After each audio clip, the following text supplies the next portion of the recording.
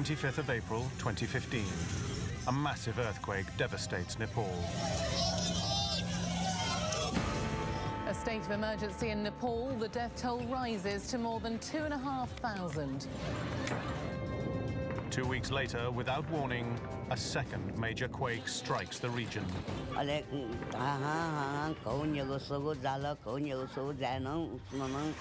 You could actually hear the foundations of the building just kind of rumbling. Lasting just 20 seconds, the first earthquake claims more than 8,000 lives, with twice as many injured and countless missing. I couldn't breathe properly, so I thought I would definitely die.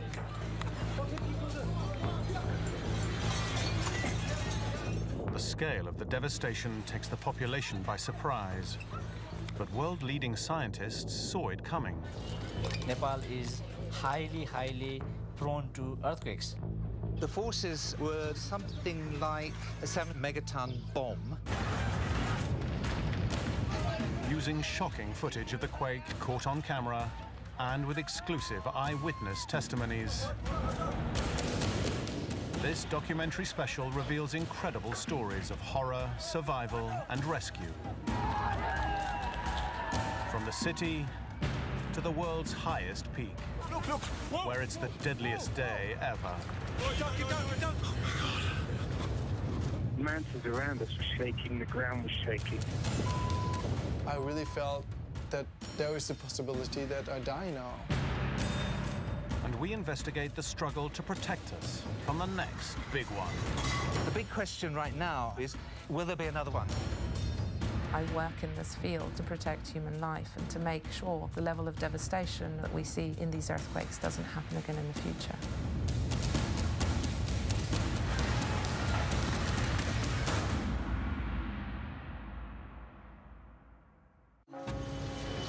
Kathmandu, Nepal.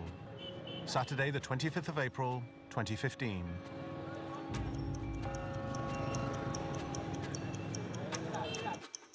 Nepal sits between the giant countries of India and China and is home to the mighty Himalayas. Down in the capital, the weekend is underway.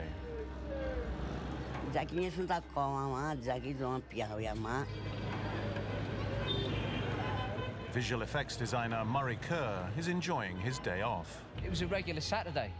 You know, it was a very normal, relaxing, peaceful, calm Saturday.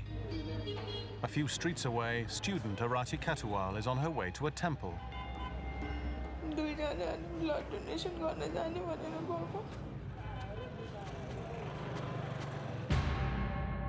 160 kilometers northeast is the world's highest mountain, Everest. At base camp, over 500 climbers are preparing for an ascent. Among them, 22-year-old German Jost Kobusch. Everything was just normal, chatting, sitting around, exchanging stories. Experienced climber Nick Tolbert is relaxing before his ascent. It was a rest day. Got up, had breakfast, chatted with teammates. I was really excited for this feeling to be out there in the nature. Newly married couple Sam and Alex are heading up the notorious Khumbu Icefall to Camp 1, a 7-hour climb. We're just mainly excited about getting to Camp 1 and further. I was just in wonderment going up the icefall. It's so beautiful. You're climbing through a sea of ice, so you have towers of ice, big crevasses, that sort of thing, ladders across crevasses. 220 kilometers to the west, deep under the Himalayan mountains, there's a zone of seismic activity.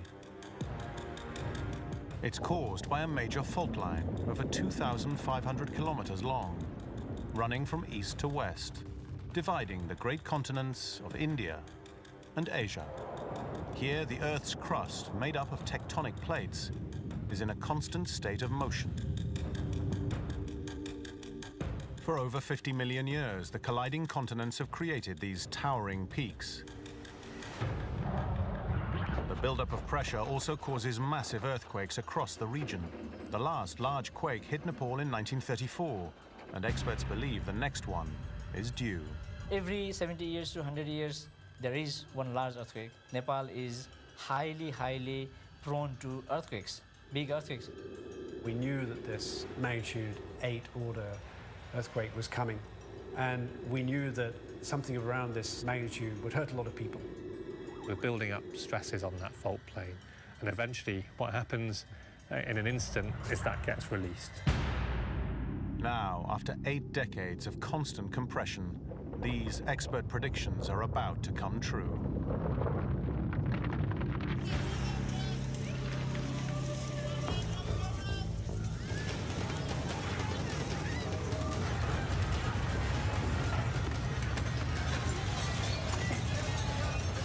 Without warning, confused crowds in Kathmandu are hit by violent shaking.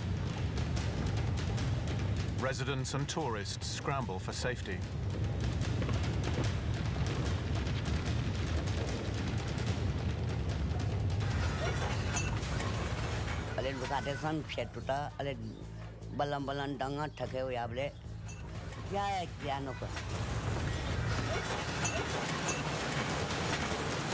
The first thing you hear is the sound of the glass, like the glass shaking, yeah?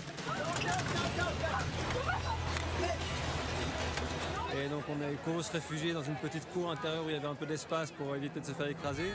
Et quand on est revenu à Durban Square, on a vu que tout était cassé.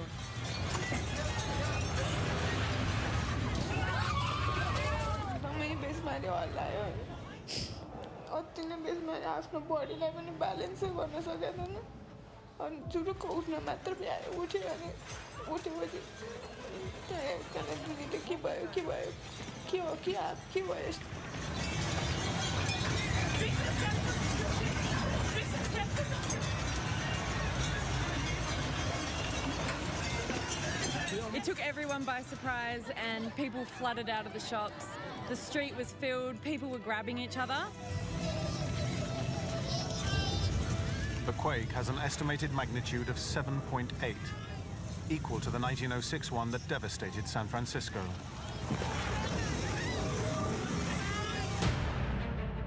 From the epicenter of the quake in the Gorkha district, almost 80 kilometers west of Kathmandu, shock waves are radiating out across the continent. Tremors are felt as far south as Kerala in India and deep into southwest China.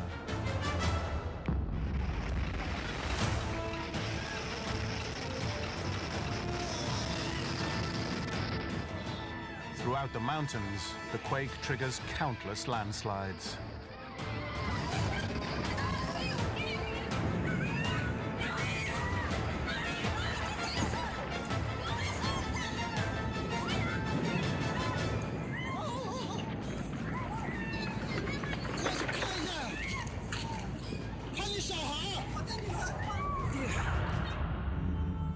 ...220 kilometers northeast of the epicenter, mountaineers on Everest also feel the tremors. The ground is shaking. What about the ground opened up? Alex and I were in our tent, and the ground starts shaking. But up here, it's not rocks they need to worry about. It's what comes next. Then there's a massive crack from a nearby mountain. And our expedition leader shouted, "Get out of your tents. It's coming, it's coming." Whoa, whoa, whoa, whoa, inside! I was like scared, and I turned around and there was this gigantic tsunami made of ice coming towards us. Oh, oh!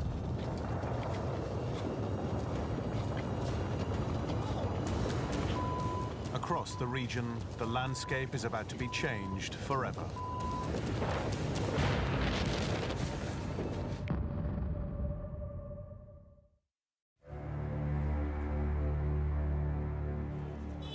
It's the start of the weekend in Nepal's capital, Kathmandu.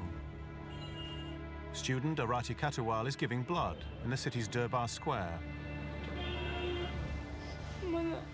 बसिरहेको थियो कुरेर साथीजना उनीहरूले donation गरिरहेको थियो मेरो त BP लो भएर गर्न मिलेन म चाहिँ यस प्लास्टिक चेयरमा बसिरहेको थिएँ वेट गरेर जी पोखा बोले दत्तात्रेय ठेतो छे कोठे नानियो बाबुजीको तोतकाउ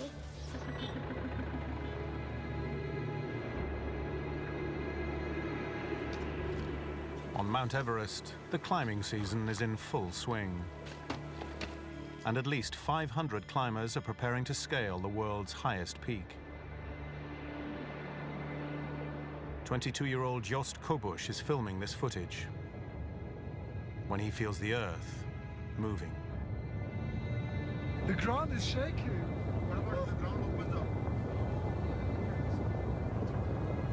From nowhere, a massive cloud of snow and ice is hurtling towards them. Oh, oh.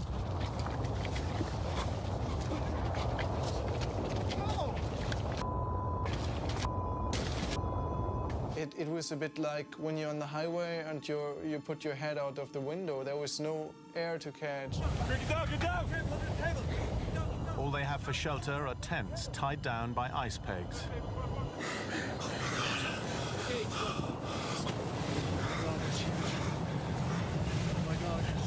The avalanche outside is traveling at speeds of 300 kilometers per hour, bringing with it tons of snow and rock.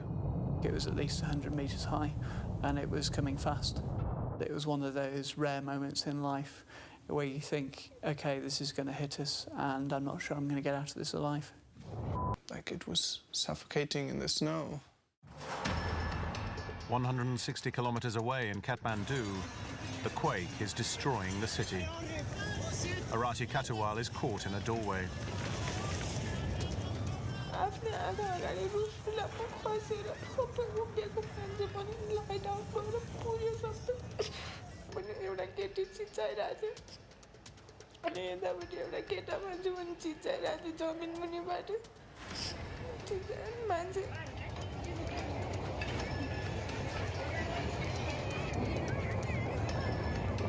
Kathmandu resident Murray Kerr and his wife Annie are on the first floor of their house.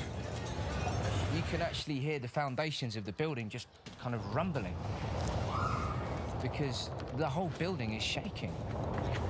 We got down the stairs and it was like running on jelly.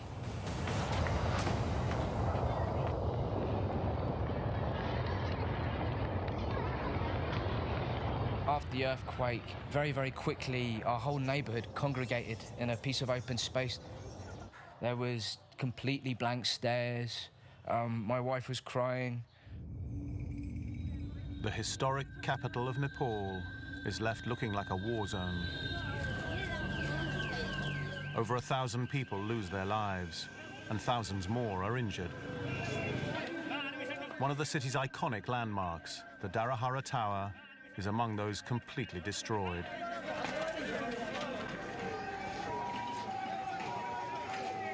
In Durbar Square, Arati and her friend are trapped under this collapsed temple.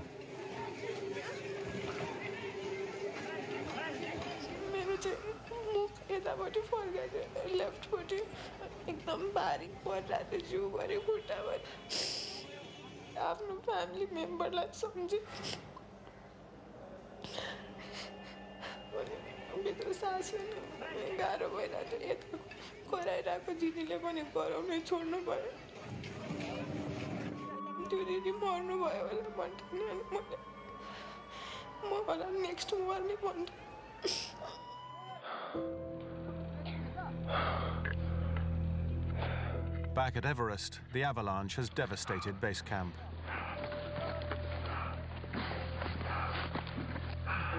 It's not yet clear who has survived. Stay together, and we try to find the kitchen tent. Oh no, there's no kitchen tent left. When we got up, it was a different world. Everything changed. I saw the kitchen tent, which was completely crashed. Everything was covered with ice, and it was just a complete mess. We found generators that were 200 meters out from camp, and the really scary thing is that all of those items would have gone over the top of our heads. The sea of ice and rock threw Nick Talbot to the ground. In my right lung, I could hardly breathe from it, and every movement that I made, and bear in mind I'm bruised and battered across my whole body as well, every movement that I made just felt like agony. Nick is fortunate. 18 climbers have been killed by the avalanche. It's the deadliest day on Everest in history. It's very much a lottery as to who lives and who dies in that situation. And I consider myself extremely lucky to be one of the people that lived. In Kathmandu, as the dust settles, the emergency services respond, but struggle to cope with the extent of the devastation. The city's main hospital is quickly overwhelmed by thousands needing medical attention, while rescue teams begin the frantic task of searching for survivors under collapsed buildings.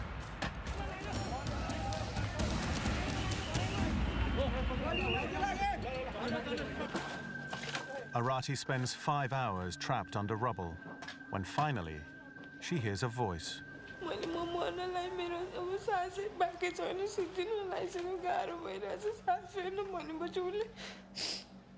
चिन्ता नगर त आज मर्दैन म बचाएरै छाड्छु भनिरहेको माथिबाट अनि माथिबाट उसले हात चलाएको फिल भयो मलाई त्यो माटो सरेको कसले बचायो पनि हेर्न नि सकेन थाहा पनि छैन हस्पिटल कुदाइ आएर त्यसपछि मैले मेरो अनि कोसँग आएको को छ अरू भनेर सोध्दा मैले मेरो साथीहरूको नाम लिएको कसैले पनि आन्सर गरेन. Elsewhere in the city, thousands of people are searching for their loved ones. For Razmila Awal, the quake realizes every mother's worst fear. Her 4-month-old baby was sleeping soundly in the upstairs bedroom of this house when it collapsed.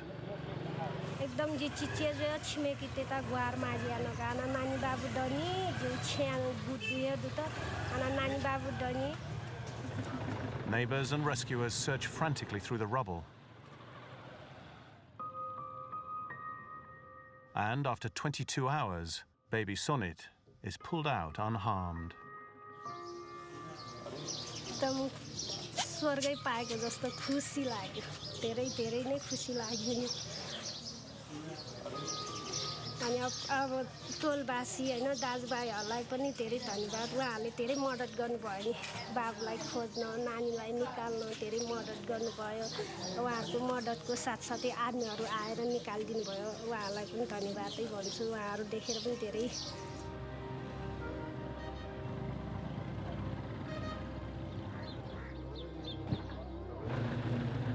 Sonit's survival seems a miracle. Many others were not so lucky. A state of emergency in Nepal, the death toll rises to more than 2,500. 24 hours after the earthquake, the Nepalese government declares a state of emergency and asks the rest of the world for help. Neighboring country India is the first to respond. Since the magnitude of the problem was very high, we decided to send a very large team from India. The nation rapidly deploys a 13-strong fleet of aircraft with 43 tons of relief. 28 countries join India in the aid mission, including China, the US and UK, Sri Lanka, Poland and Israel. International aid agencies add to the military effort, and over 10,000 tons of food starts to get through to the worst affected. But they face a race against time and the unstable rocks beneath. Within a day, dozens of large aftershocks ripple through the region, causing further damage. The partially damaged buildings were standing there. They could always re-collapse or they can fall down. So that put everyone in fear. That was the challenge for us. While the rescue mission is in full swing in Kathmandu, it becomes clear that many of Nepal's World Heritage buildings have been destroyed. If lessons are to be learned, Scientists must act fast to gather as much field data as they can on the ground before it's cleared away. Geologist Professor Roger Bilham is one of the first on the scene. Gosh, it must have been terrifying with all these bricks falling down. The roofs falling off, the walls falling out into the streets. Horrific. Roger believes the ruins and rubble left in the immediate aftermath of the earthquake can help us predict the next big one.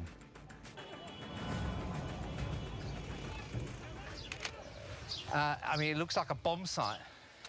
And of course, it is a bomb site. A bomb went off with 7 megatons of explosive energy. And this is what happens.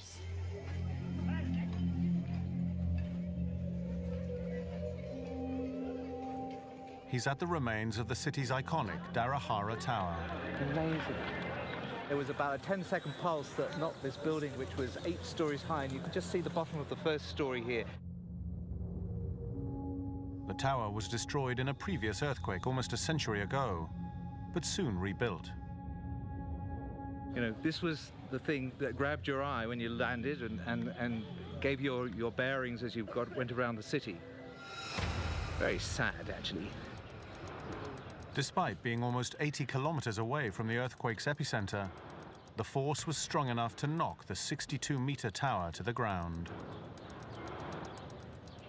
It fell in that direction, which is sort of unexpected because the rupture propagated in this general direction. Sometimes, you know, chimneys collapse always in the same direction, and they sort of lie down and point at the epicenter, but this one didn't. It's going to have to be reconstructed because almost certainly there'll be another earthquake. While Roger attempts to uncover key clues left by the quake, disaster response teams battle to get aid relief to those living in remote mountain areas, many of whom are completely cut off by the damage. And the whole region is braced for yet more aftershocks.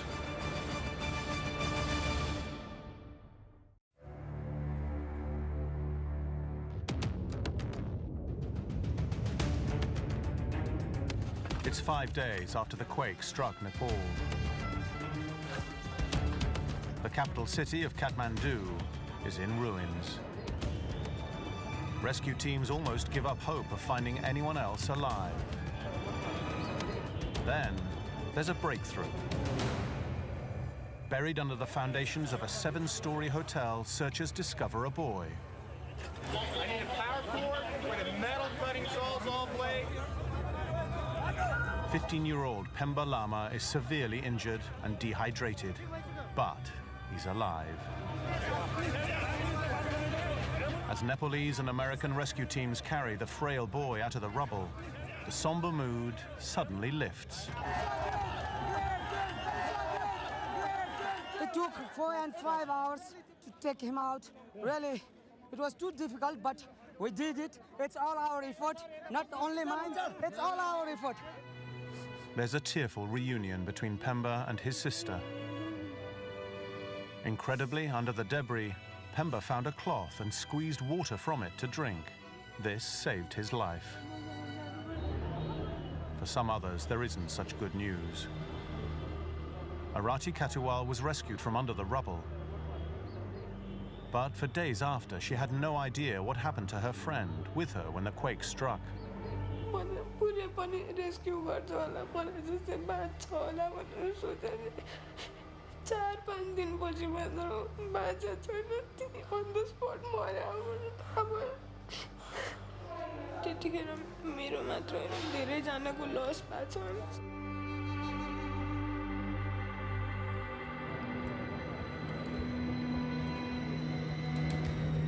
Across the city, at least 1,200 people are killed, most by falling buildings.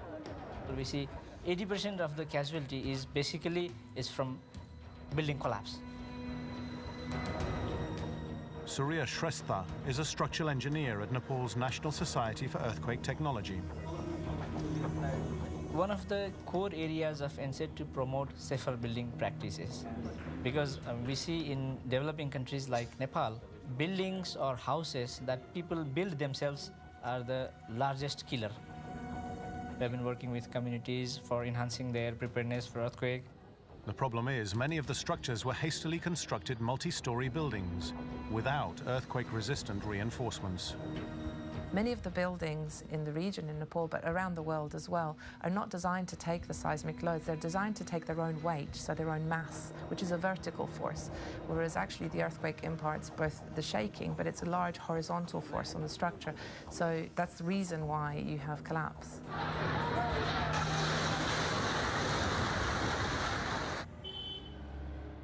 For 2 decades, Surya and his team have been reinforcing key public buildings to cope with earthquake forces.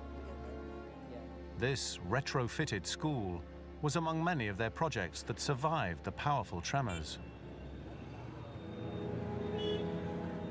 Surya and his team are not alone. Globally, engineers are battling to design earthquake-proof buildings. It's a crucial task that could save thousands of lives in seismic hotspots. In March 2011, a magnitude 9 quake struck Japan. Within a few minutes, nearly 400,000 buildings were destroyed and over 15,000 people killed. The challenge for engineers now is to establish which types of buildings can handle a large quake. This is the world's largest full-scale shake table. It's simulating a 7.5 magnitude quake. A 7-story wood-framed condominium escapes with barely a scratch. This test proves that the more lightweight a building, the more impact it can absorb. It will also identify any weak areas in the structure. The results of these experiments allow us to design guidance and retrofit strategies to make our buildings safer. Good heavens, just look at this. On the ground in Kathmandu, geologist Roger Billam is investigating which types of buildings were destroyed by this quake.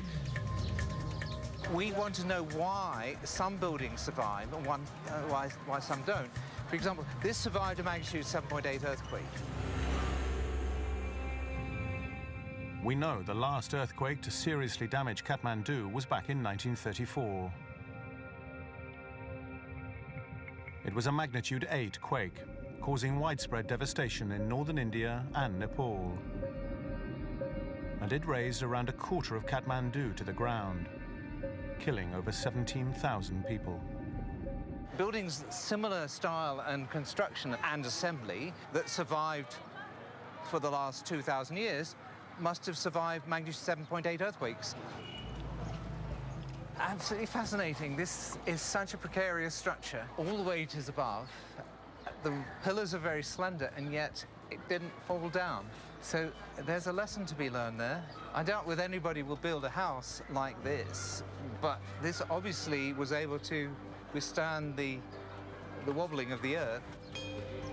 Knowledge-wise, knowledge exists. We know how to make a rural house earthquake resistant, but the problem is that that knowledge is not reaching to the people. This tragedy makes Surya's work ever more important. And as days go on, the true scale of the crisis becomes clearer. Across Nepal's vast mountainous areas, thousands of people are still without food and medical assistance, and now only reachable by air. As a pilot, see, when we fly in helicopter in the hills, there are no aids which are available, and you have to fly purely visual. There's a lot of turbulence, the clouding builds up, you have to be very careful. This is a challenge. But it's not just tough terrain they have to deal with. They also have the grim task of recovering the dead.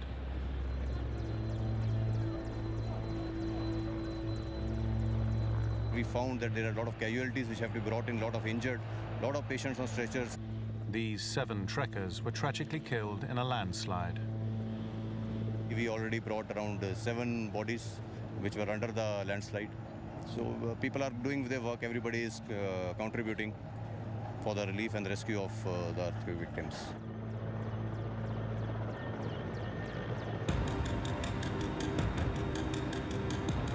During the earthquake high in the Himalayas, the powerful shaking triggered lethal avalanches, like the one that killed 18 people on Everest. also generated deadly landslides.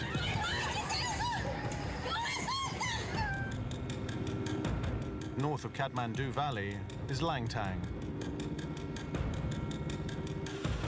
This trekking destination is at an altitude of 4,000 meters and surrounded by peaks.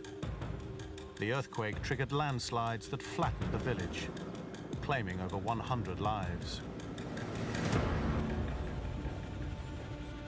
I think in this case, the most damaging landslide we've heard of so far has been in the Langtang Valley. Geophysicist Dr. Colin Stark has been studying the effects of earthquakes for 3 decades. Not only was there strong shaking in the valley itself, which probably damaged houses, but there were several, one in particular very large, that wiped out whole villages. He hopes this research could better protect us in the future. Landslides, whatever the cause, are a deadly threat on mountains and hillsides all over the planet.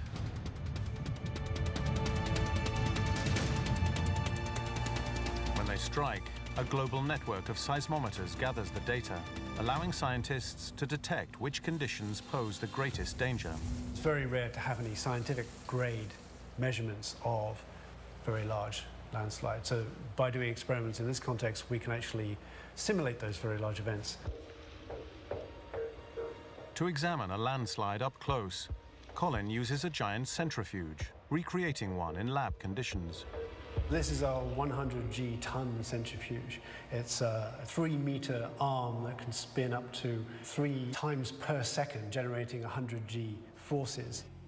The work that we do here is mainly focused on landslides and understanding how far those landslides will go and the damage that they will do when they strike. A landslide of several meters deep and hundreds of meters wide is simulated, close to the scale of the landslides that hit during the Nepal earthquake. It may look like some polystyrene balls floating across a screen, but this shows how dry debris flow moves down a canyon, similar to what occurred on Nepal's mountain slopes.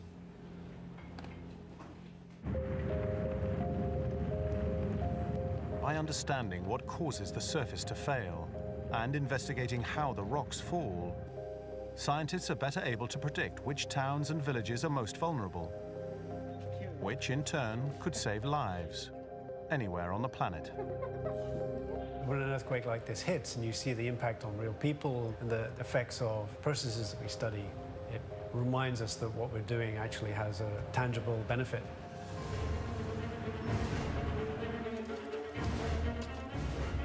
One week after the earthquake struck, the race is on to get relief to the many survivors left homeless.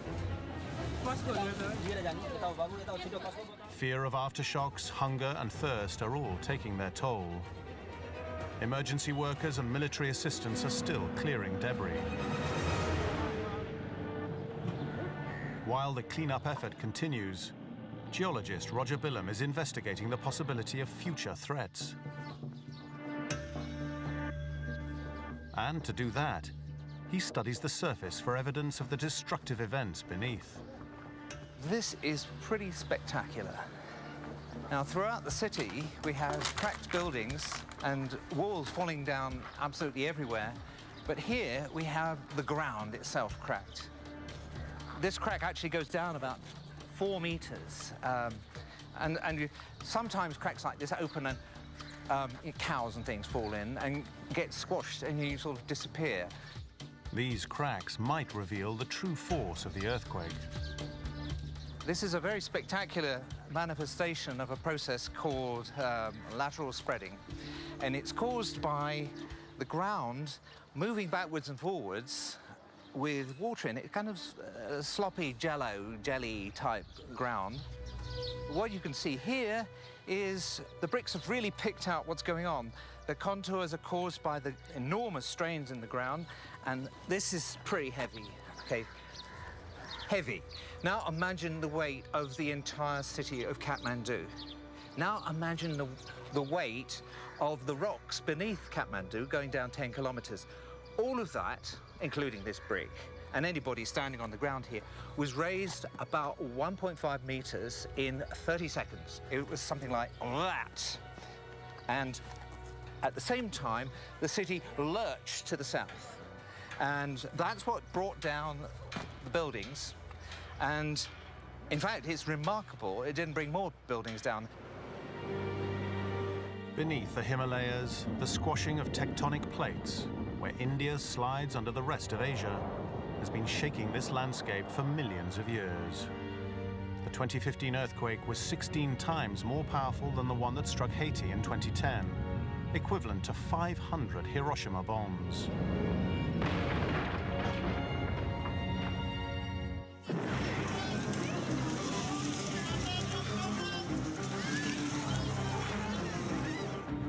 But Roger believes that with so much more energy stored under the Himalayas, the Nepal quake could have been much bigger. And that raises a terrible question. Is this catastrophic event random, or is there a deadly pattern of events? The big question right now, and one that is of great concern to the citizens of Kathmandu, is will there be another one? And no one could have known quite how soon the next quake would hit. Nepal is hit by a second major earthquake.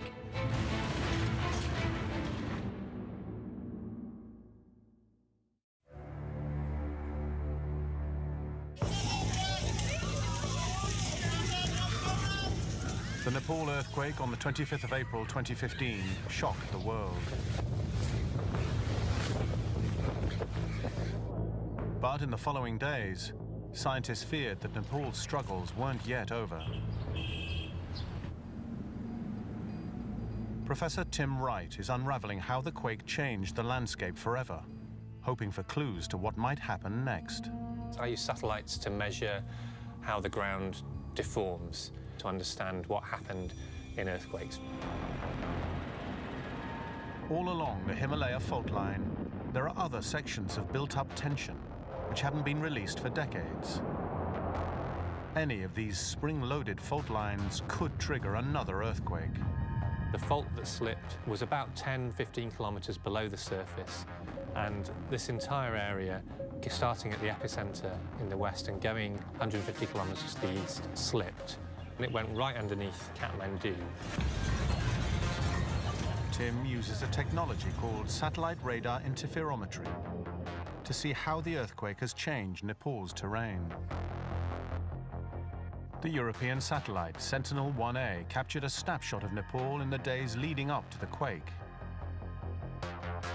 And again, just a few days later. Tim used his system to analyze the data and create this contoured representation of the movement that occurred on the fault during the quake on the 25th of April. This is an area that's 250 kilometers wide, covering most of Nepal. The epicenter of the earthquake is here, marked by that red dot. And what we see in these colorful interference patterns is a real map of how the ground has moved during the earthquake. The findings are surprising and worrying. Of particular immediate concern, perhaps, is this region south of the main slipping between Kathmandu and the frontal thrust, which doesn't appear to have moved in this earthquake. This earthquake, though deadly to those who lived above it, might only be a precursor to something much bigger. The entire Himalayan chain is being loaded all the time, and that has to be released in a big event. It could be several earthquakes, or it could be one big earthquake. It's a bit like a time bomb, but we don't know the length of the fuse on that time bomb. Just 2 weeks after the devastating quake, the region's worst nightmare comes true. Nepal is hit by a second major earthquake. Today, the terror returns just 2 weeks after 8,000 people were killed there. The quake has a magnitude of 7.3, almost as powerful as the first. Its epicenter is 75 kilometers east of the capital Kathmandu, close to Mount Everest. And it kills at least 100 more people. Authorities advise people to stay outside to avoid the deadly threat of building collapse. Earthquakes are kind of selective about what they want to destroy. They go for the weakest. It's just like evolution. it can be rebuilt and it will be rebuilt better. I mean, that's the good news. This is a great opportunity to make our houses, our infrastructure safe. So we have to look at the opportunity given by this earthquake to rebuild our future safe. Scientists are working on other advances that will enable us to respond quicker to earthquake warnings. I think in the future, technological developments that will help us better assess earthquakes like this will be networks of early warning, smartphone deployed messaging, together with a training of people to know what to do to respond. Smartphone apps are being developed that use information from ground motion sensors to raise the evacuation alarm when an earthquake is about to strike. Early warnings basically give you some time to respond. So if people can have time to escape from the buildings, that would be great and can reduce the amount of damage and casualties. But for those who lived through the events of April and May 2015, they will never forget the enormity of the Earth's destructive power.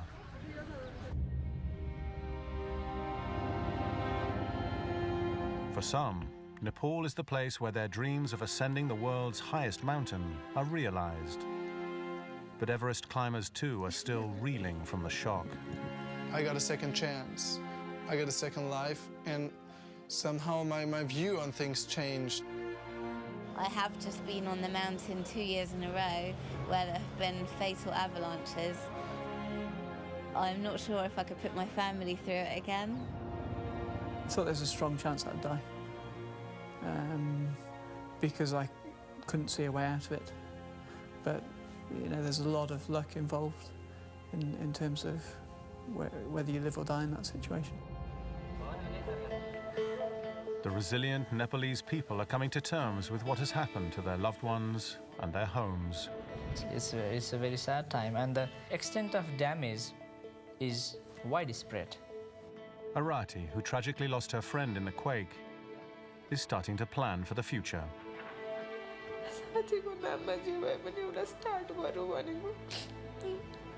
Charity जस्तो के सानो भए पनि एउटा free school भए पनि के गरौँ भनेको सानो अनि Despite the extreme circumstances and the fear of even more shocks to come, they are rebuilding their lives.